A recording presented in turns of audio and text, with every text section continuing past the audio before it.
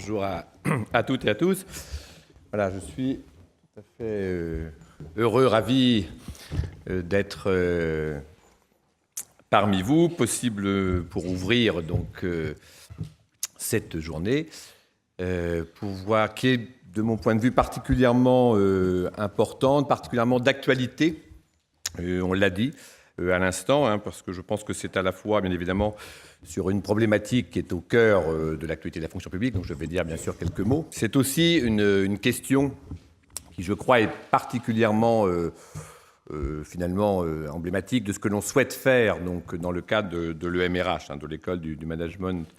et des ressources humaines, et puis plus globalement de ce qu'est aujourd'hui, en tout cas on le souhaite, on l'espère encore plus demain, la direction générale de l'administration de la fonction publique en tant que DRH de l'État.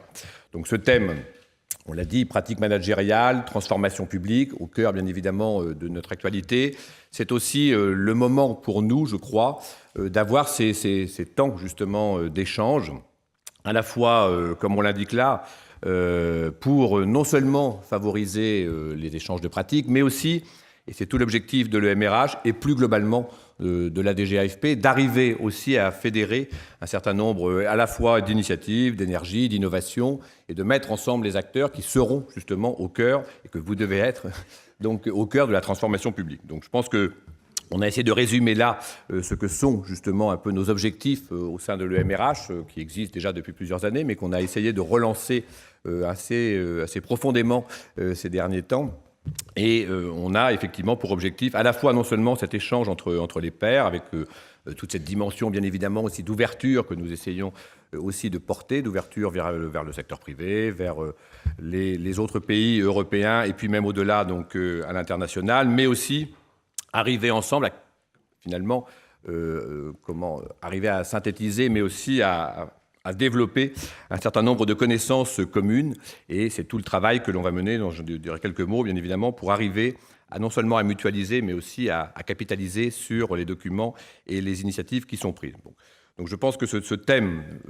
est assez, bien évidemment, au cœur de nos travaux, avec cette volonté, effectivement, d'arriver à finalement faire connaître, sans doute un peu mieux, puisque c'est parfois une des problématiques de la fonction publique, les initiatives qui sont prises, et surtout, bien évidemment, dans ce contexte de changement qui est le nôtre.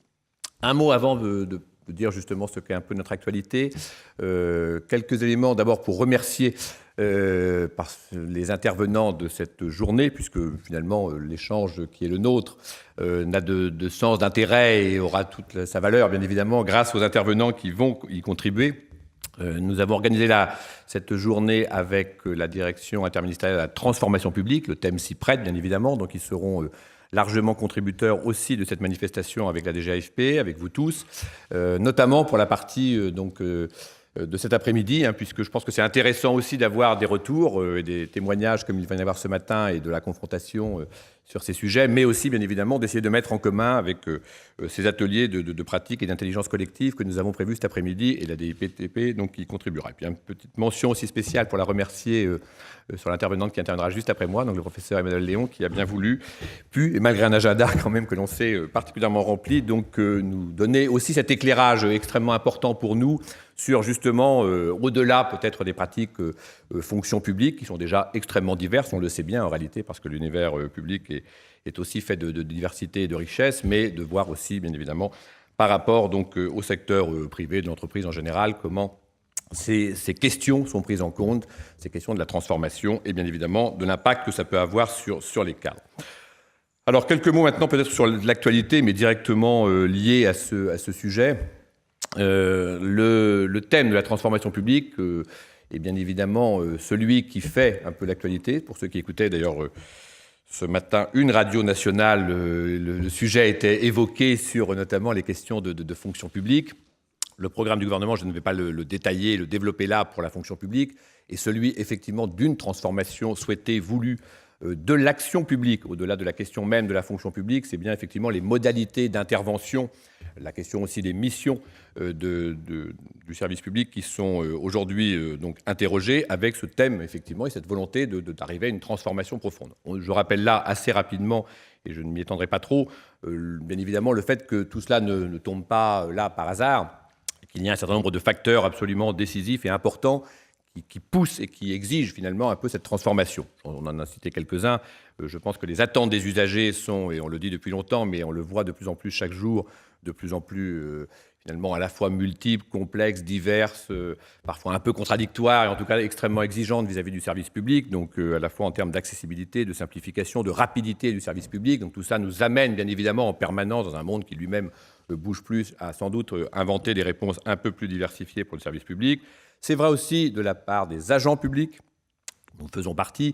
qui ont aussi vis-à-vis finalement du service public ou même de la fonction interne au sein du service public, les fonctions RH en particulier, donc des attentes très fortes. Je ne le développerai pas là, mais vous savez que nous avons essayé depuis de nombreuses années justement de mieux appréhender ce que sont les attentes des agents publics. Le dernier épisode, bien évidemment, c'est le forum de l'action publique. Donc tout ce travail sur la transformation de l'action publique, il doit aussi, bien évidemment, prendre en compte les attentes des agents. Et le forum, de ce point de vue-là, nous avons fait la restitution au début du mois, a été un des moments importants, à la fois d'ailleurs par la consultation numérique, mais aussi par tous les forums régionaux dont beaucoup d'entre vous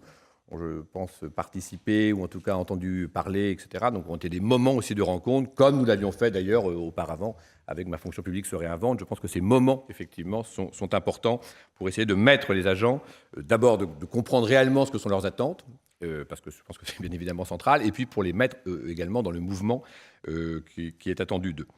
On peut aussi, bien évidemment, insister sur d'autres aspects, l'impact du numérique, l'accélération des processus de décision, tout ça amène, bien évidemment, très fortement à réinterroger un peu nos modes de travaux. Et puis, ne l'oublions pas, parce que ça se rappelle à nous quand même assez régulièrement, que les facteurs budgétaires, financiers, le contexte dans lequel nous sommes, nous amènent aussi, bien évidemment, à un service public qui doit être de grande qualité, mais qui doit aussi sûrement être plus efficient qu'il ne l'est aujourd'hui. En tout cas, c'est la commande et c'est la nécessité, bien évidemment, qui nous est faite. Alors, de tout cela, et pour être un peu synthétique sur le sujet, a abouti, vous le savez, à la fois à des travaux en grande profondeur, dont certains sont encore bien évidemment largement devant nous. Vous connaissez la méthode qui a été retenue. C'est à la fois une approche où les ministères, les acteurs publics dans leur ensemble ont été mis donc, en capacité, en demande justement de proposer toute une série de transformations importantes. Donc ça, ce sont les programmes ministériels de transformation qui sont encore en cours d'élaboration, dont certains sont maintenant très avancés, d'autres moins, etc., avec tous les arbitrages qui devront être rendus, bien évidemment, sur les décisions qui seront prises dans les semaines et les mois qui viennent, justement pour la durée du quinquennat. Et puis, en même temps, a été mis en place un comité d'experts qui a pour mission donc, de mettre aussi sous tension, de proposer lui-même un certain nombre de choses, donc le comité d'experts CAP22. Donc, tous ces travaux et un certain nombre d'autres ont pour mission de se rencontrer à un moment donné, justement de susciter aussi l'innovation, de pouvoir proposer un peu des solutions peut-être un peu innovantes, disruptives, donc sur ces sujets, et donc d'arriver à proposer un peu des solutions un peu donc, nouvelles, et en tout cas en profondeur. Tout cela donc, commence maintenant dans les semaines à venir à devenir d'une actualité extrêmement prégnante,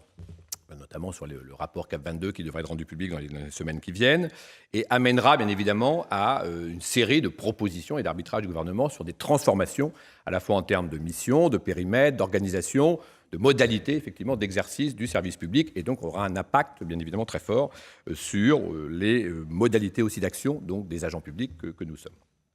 En avant un peu première, si je puis dire, le comité interministériel de la transformation publique du 1er février a considéré qu'un des vecteurs, pas le seul, mais un des vecteurs majeurs de la transformation publique, un des leviers, une des conditions donc, du succès aussi de cette transformation était une refonte profonde donc, des modalités d'intervention des agents publics et donc de la fonction RH, pour le dire très, très directement. D'où, vous l'avez vu, les thèmes qui ont été annoncés, dont je vais dire quelques mots, et les chantiers sur lesquels nous travaillons dès à présent, un peu en avance de phase, mais qui à un moment donné, bien évidemment, seront aussi très fortement corrélés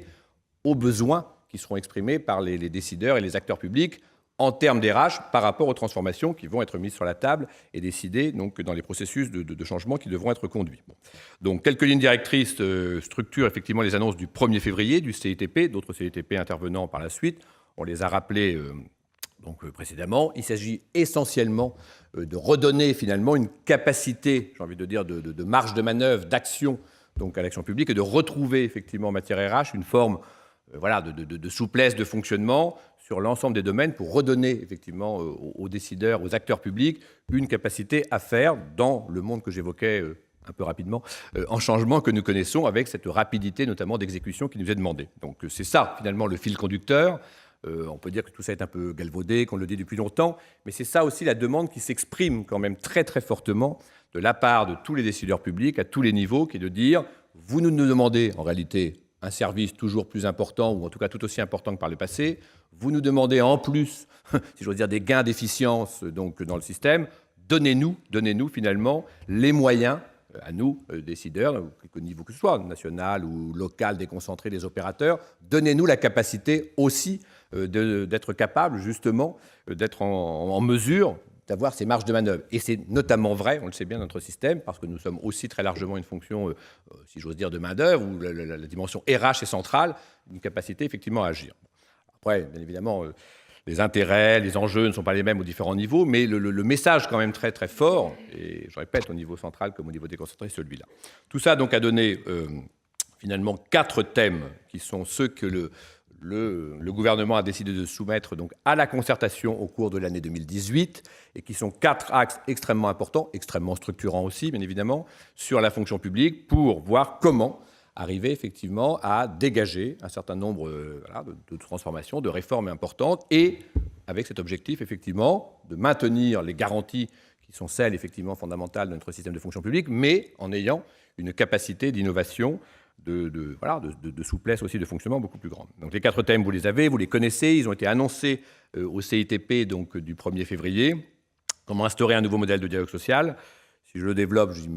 on y passe la matinée, peut-être un petit peu plus, donc je ne vais pas trop le faire. Ce dont il s'agit, c'est de garder effectivement l'intérêt, bien évidemment, d'un dialogue social de qualité qui permet d'accompagner réellement donc, les agents dans les transformations et dans le dialogue que nous avons et que vous savez est extrêmement important au sein de la fonction publique, mais d'arriver aussi, disons-le, à faire qu'il se recentre sur un certain nombre d'objectifs centraux, sur des problématiques majeures, que l'on gagne bien évidemment aussi, là aussi sans doute, dans une forme d'efficacité au sein de ce dialogue social, qu'on arrive aussi à le repositionner sur des thématiques qui sont centrales, d'arriver peut-être aussi à renoncer à certains autres objets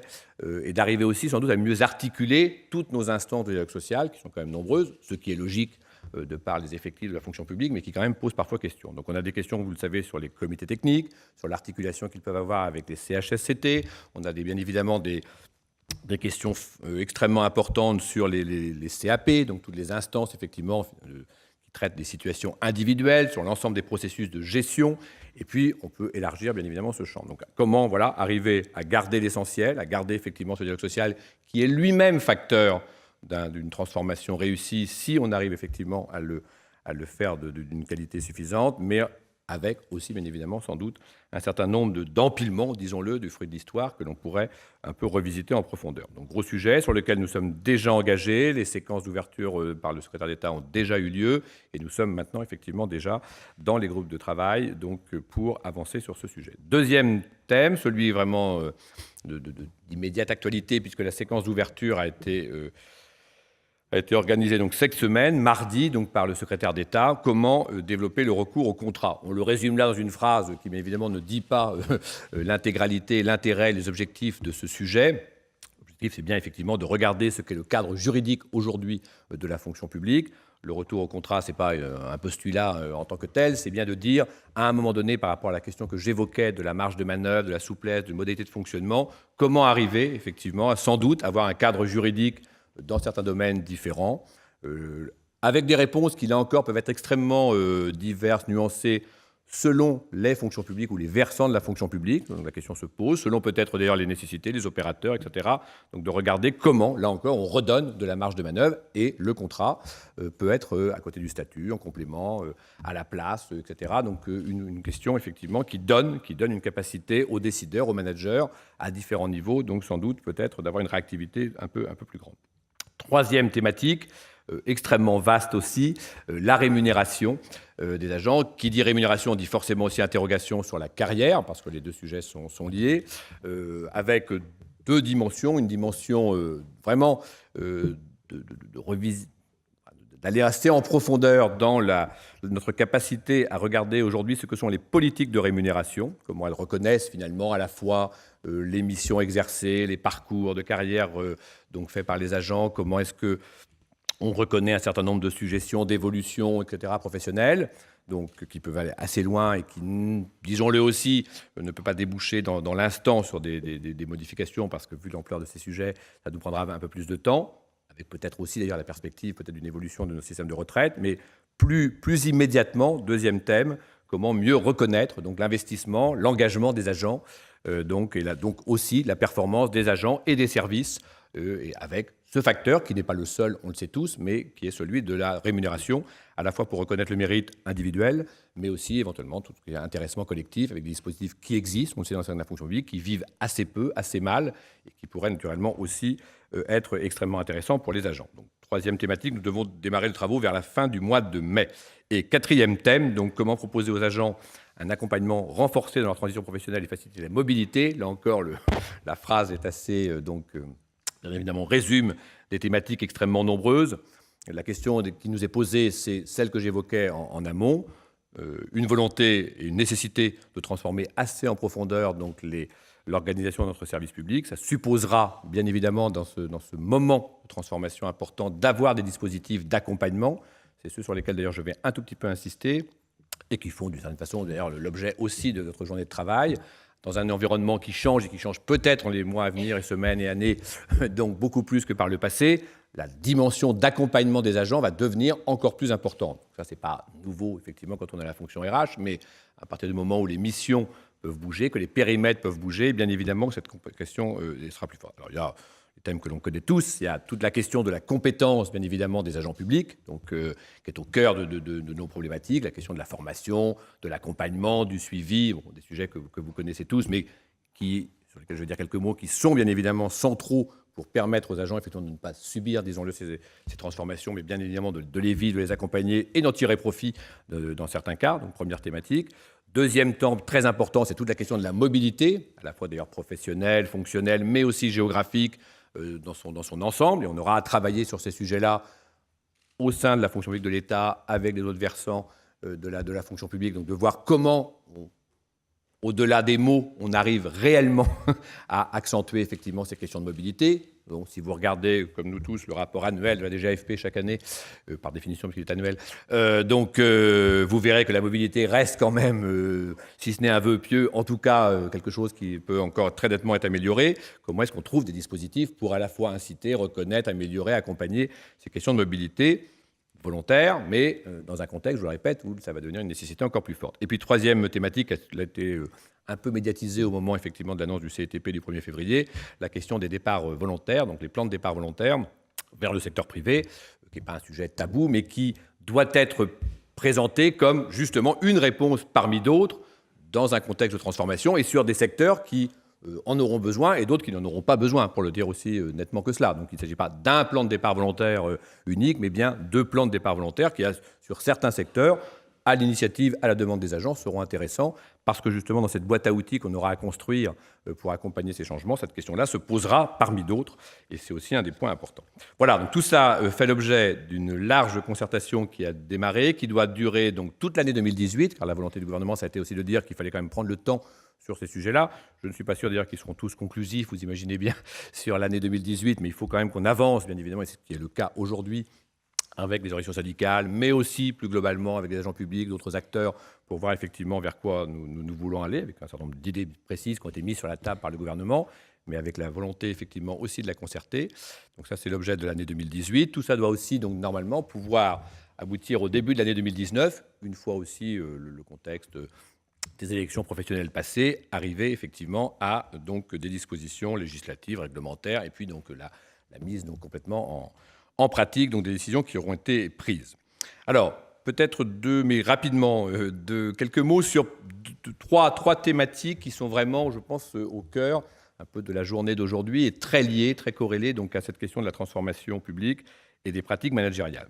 Là, peut-être quelques rappels pour dire que depuis quand même déjà de nombreuses années en réalité, et encore plus depuis quelques temps, nous avons une volonté de travailler énormément justement sur l'évolution des pratiques managériales. C'est le cœur même de la journée. Je rappelle effectivement que nous avons, en tant que DGAFP, effectivement cette responsabilité avec d'autres aussi, que de promouvoir, que de développer effectivement cette fonction d'encadrement et de meilleure reconnaissance donc des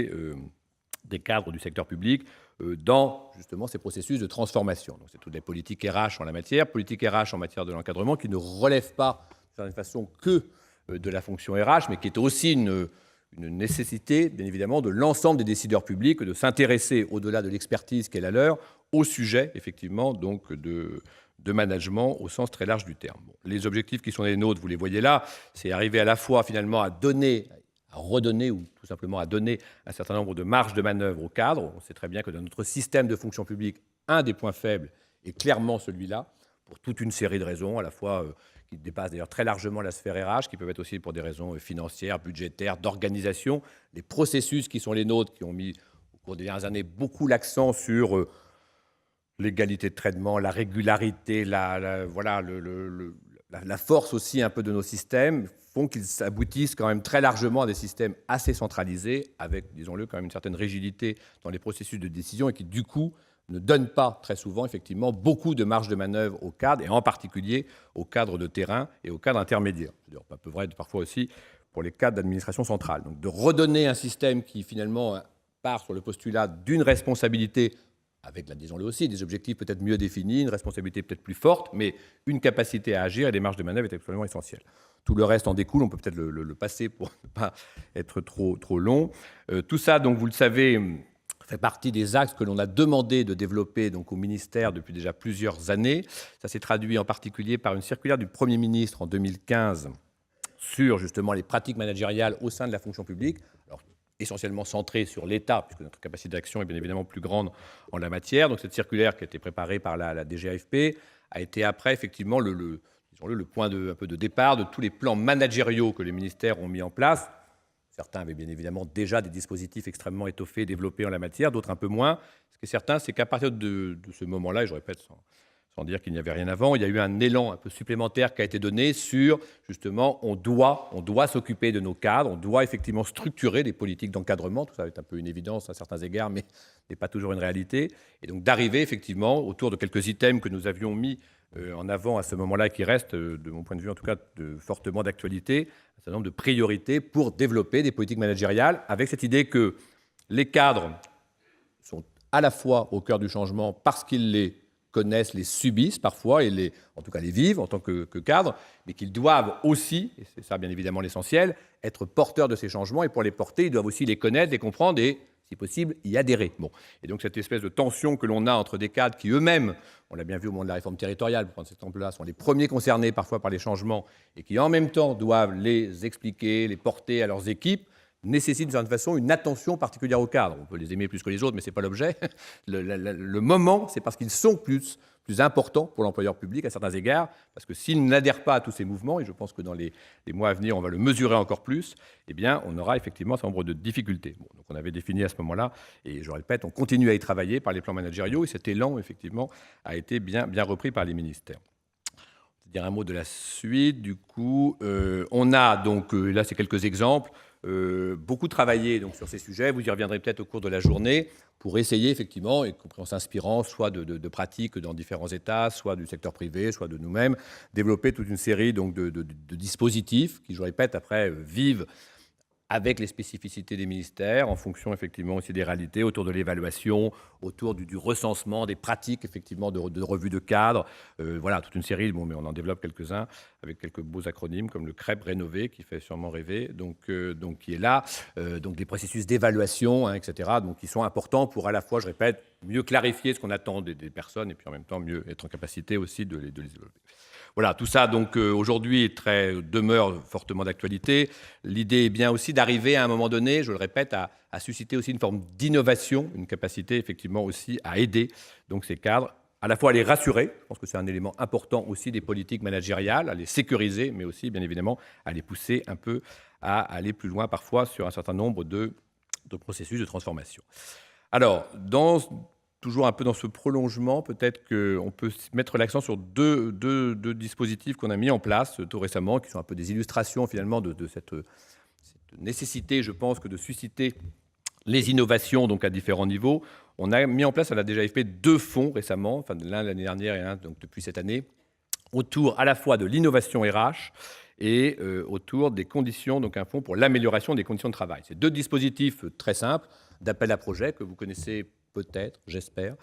ça dépend un peu de vos fonctions, qui en tout cas a eu une forme de notoriété assez rapide, et à certains égards plus que ce que l'on pensait même initialement. Le FIR, pour reprendre le premier, donc le Fonds d'innovation RH, permet tout simplement de financer des projets qui, soit au niveau central, soit au niveau déconcentré, nous donnent, selon nous, effectivement, une capacité à expérimenter, à être innovant dans le champ des RH. Vous avez là, effectivement,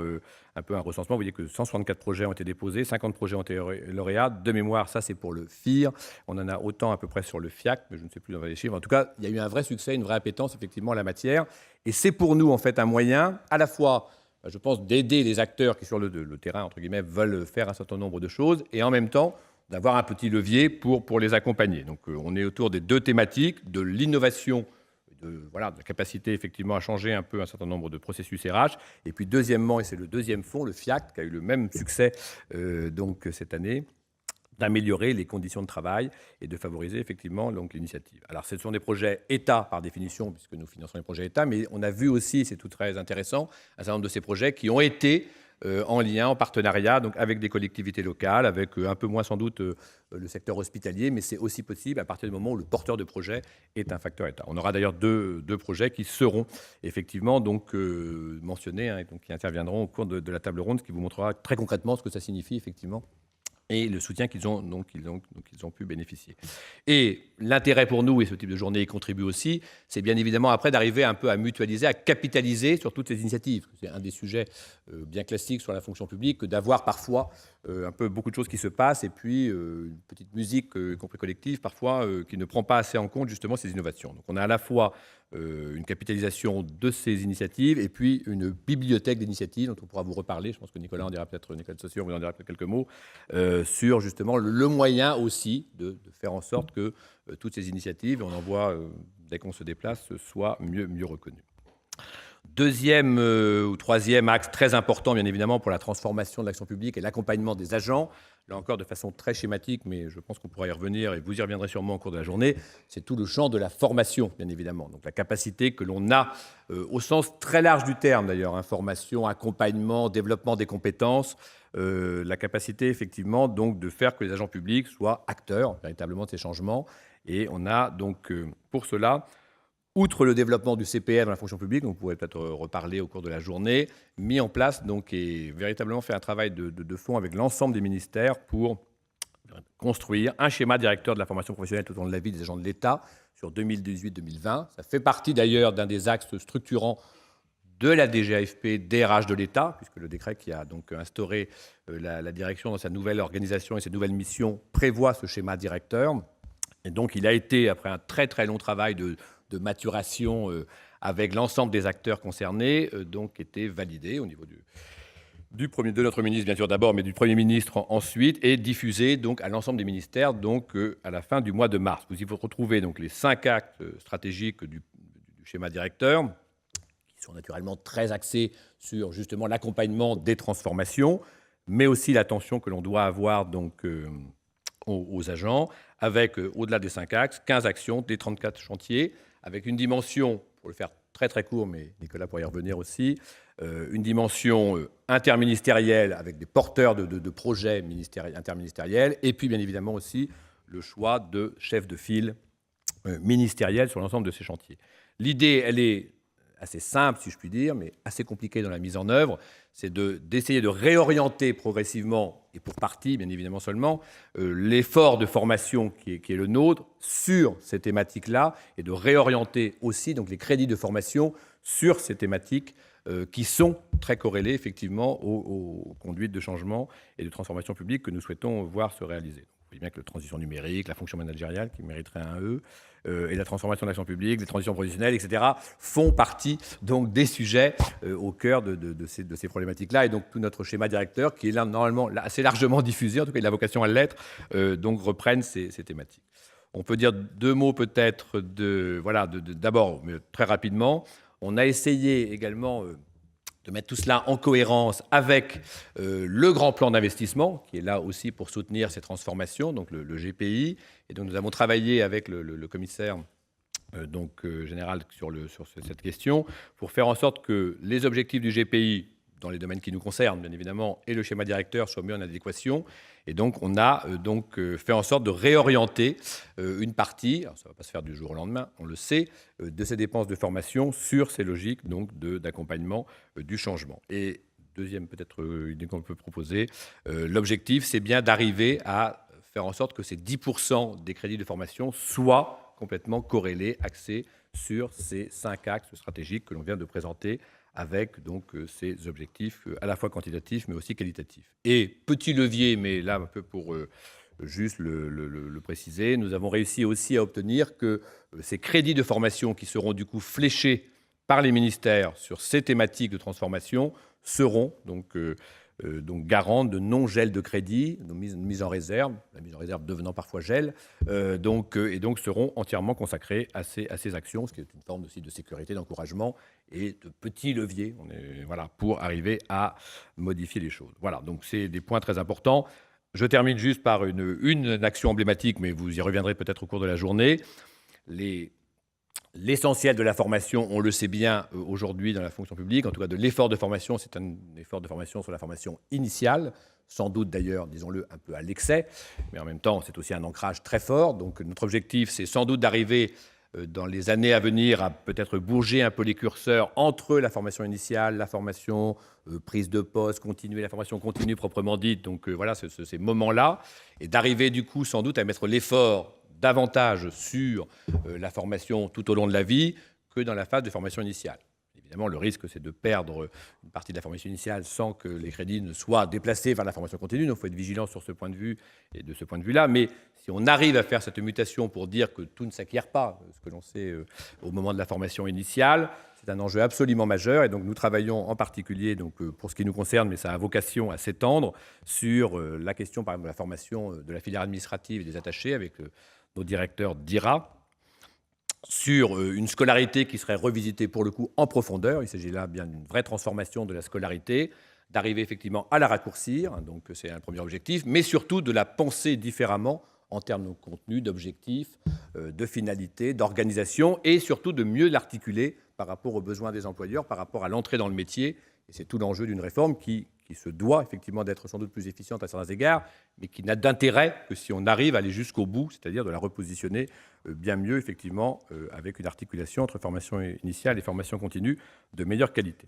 Voilà, c'est quelques focus, et je m'arrête là, sur à la fois, bien évidemment, ce rôle essentiel des cadres, des leviers, et vous allez y revenir au cours de la journée, qu'il faut imaginer, qu'il faut développer pour mettre un peu les acteurs dans leur globalité en mouvement, et puis, bien évidemment, des instruments RH, et j'en ai cité quelques-uns, mais il y en a un certain nombre d'autres sur lesquels vous reviendrez, notamment celui de la formation, pour arriver à faire en sorte, et c'est l'objectif, je pense que nous devons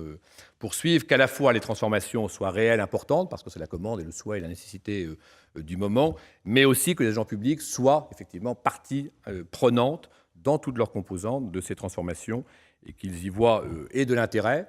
Ils sont forcément à un moment donné, disons-le aussi, un peu anxiogènes, mais qu'on leur donne effectivement la capacité aussi de les vivre pleinement